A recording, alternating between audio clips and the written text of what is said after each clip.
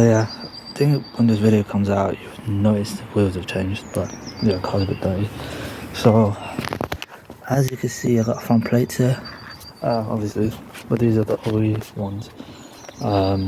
So I have a new plates for it, so I'll show you now.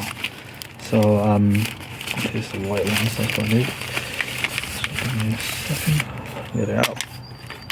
So as some of you know, I have a private plate on that which came with the car, so I wanted something to match that one. So that is what I have. It's extra 3-digit compared to that one. So yeah, that's a new private plate, carbon embossed, and yeah, these will replace. Already done the insurance, already transferred everything, so it just needs to be put on. The only issue is obviously these are smaller, so I will need to take this off, and but yeah, and the other one's there, so yeah, we'll get these on. So yeah, that's the old one's taken off.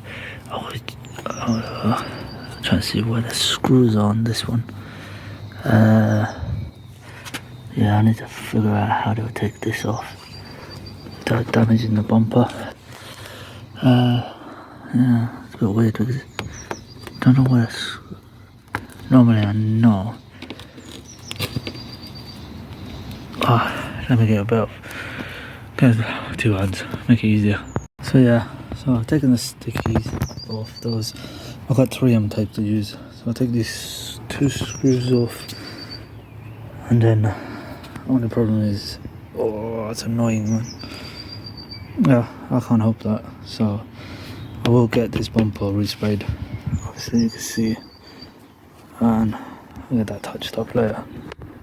But yeah, it's done. I'll get the video later in a bit. But yeah, that's the red. This is coming off, and new plates coming on, as you can see on top. So as you can see, the private plates on the car, I think they're right. I might be a bit off on the angle, but I might need to redo them again. Yeah, and then you see the rears. Yeah, that's the rears of it.